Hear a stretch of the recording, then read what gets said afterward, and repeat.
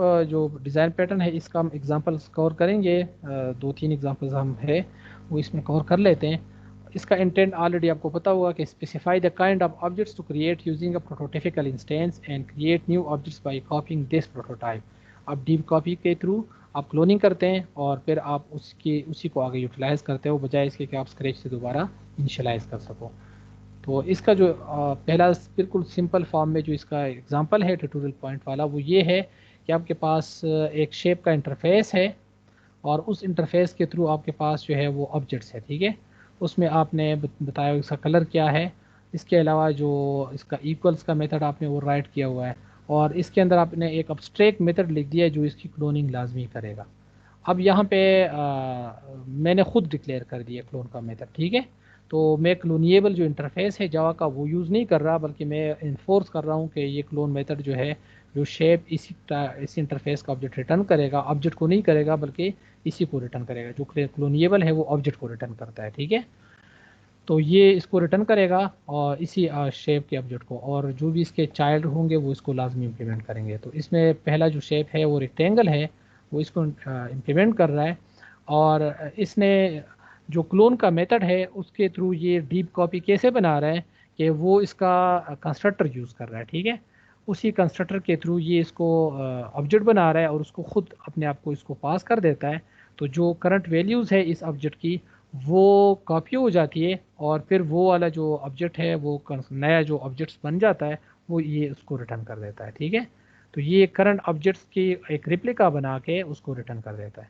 तो ये आपने इसका क्लोनिंग थ्रू इसके जो इंटरफेस कंस्ट्रक्टर है इसके थ्रू आपने डीप क्लोनिंग कर दी है, ठीक है। डीप क्लोनिंग कहाँ पे हो रही है, इसके वो राइडेड कंस्ट्रक्टर के अंदर हो रही है। ये कंस्ट्रक्टर जो है ये डिफ़ॉल्ट में इसी का ऑब्जेक्ट बनाने के लिए है, और ये जो कंस्ट्रक्टर है ये इसकी क्लोनिंग करने के लिए है। तो चले इसको डिबग करके आपको मैं बता देता हूँ।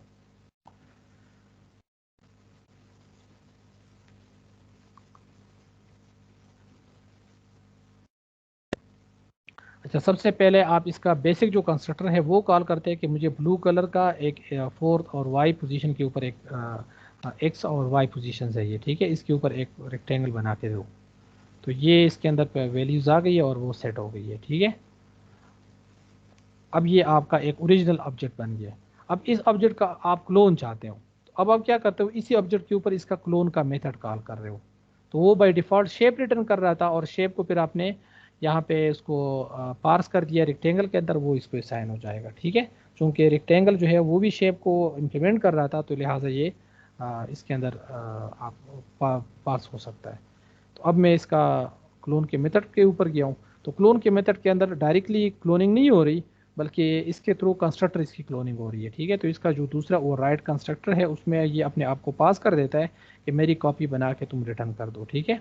तो ये इसका इसके अंदर रेक्टेंगल का ऑब्जेक्ट आ गया ऑलरेडी, और इसने क्या कर दिया, इसने सुपर जो है वो ऑब्जेक्ट को क्योंकि तमाम जो क्लासेस है अगर आप इसके ऊपर जाते भी है तो ये आप देखेंगे ये ऑब्जेक्ट के उसके अंदर, अच्छा शेप के अंदर जाएगा, और शेप बाय डिफ़ॉल्ट वो है क्लास है, इसका कंस्ट्रक्टर बाय डिफ़ॉल्ट जो है वो ऑब्जेक्ट है, तो ऑब्जेक्ट के अंदर फिर आएगा, ठीक है। तो अब आपने इसका कलर जो है, एक प्रॉपर्टी सिर्फ शेप के अंदर सेट हो रही है तो वो आपने सेट कर दी है स्ट्रेक क्लास के थ्रू, ठीक है।